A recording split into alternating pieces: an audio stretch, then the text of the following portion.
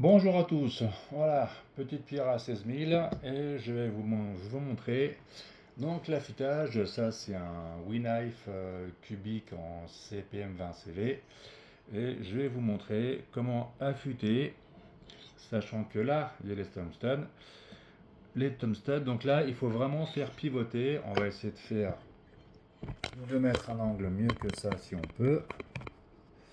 Voilà, là, à cause des Thompson, il va falloir faire pivoter le couteau sur la pierre. Voilà, ça c'est dans le sens là. Dans l'autre sens, on est moins emmerdé, vu qu'on travaille sur le bord de la pierre, d'où l'intérêt de retourner la pierre de temps en temps, pour pouvoir, comme vous le voyez, user la pierre des deux côtés. Ça, c'est sur un couteau EDC, un petit WeKnife, toujours en gardant l'angle pour éviter que ça fasse ça. Donc bloquer le poignet et on y va. Maintenant, ce que je voulais vous montrer, c'est l'affûtage d'un autre couteau. Donc comme vous pouvez voir, ça c'est un couteau avec une lame qui est concave. Là, on a un autre type de couteau. Voilà, quand vous voyez bien la lame elle fait un S. Je vais vous montrer comment affûter ce genre de couteau sur la même pierre. Donc là, à ce niveau-là, on affûte le ventre du couteau, donc qu'on va avoir ici. Ça, c'est ce qu'on appelle le ventre du couteau. Et pour faire la partie de l'autre côté, on va travailler sur le bord de la lame. Voilà, tout en gardant le même angle. Donc effectivement, on va user plus le coin de la lame, mais au moins ça permet de pouvoir affûter le couteau. Voilà, toujours en gardant le même angle et toujours en faisant pivoter le couteau, parce que là aussi j'ai des tungstènes. Et là, on pivote et on travaille sur l'angle de la pierre pour pouvoir, parce que là comme ça, vous comprendrez bien que comme ça je pourrais jamais l'affûter.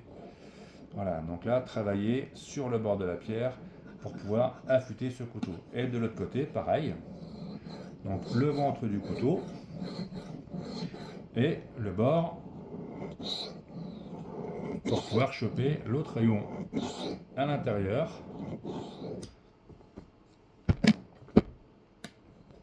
C'est comme ça qu'on affûte. Quand le rayon n'est pas si important, on peut l'affûter comme ça.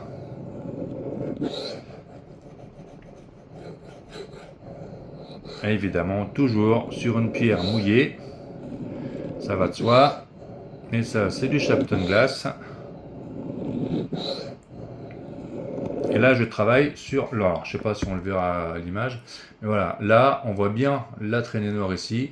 Et on voit bien la traînée noire ici, correspondant à la partie incurvée de ce couteau.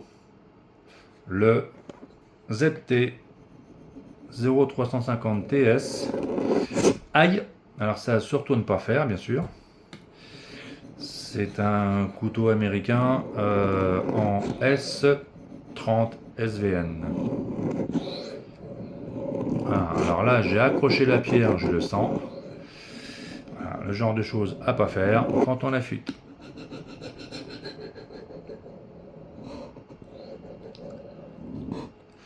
Bon, on va travailler de l'autre côté.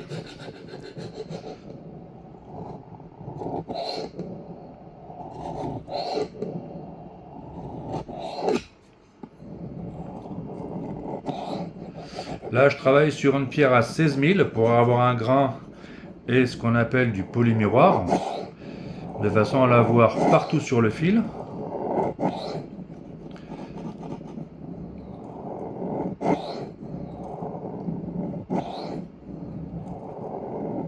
Alors, je vous dis que c'est pas simple, mais c'est faisable. Et on va voir vite fait, voilà, ce que ça donne Et là, on voit bien qu'on est affûté sur toute la lame.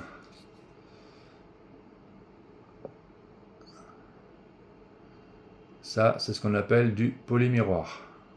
Ah, et là, je peux vous garantir que, on va faire un petit test. Là, sachant qu'on l'a pas passé au cuir,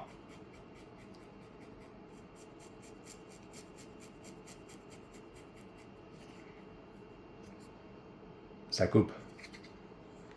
Voilà. Là, il y a encore du poil sur le couteau. Voilà, sur ce, bonne journée à vous.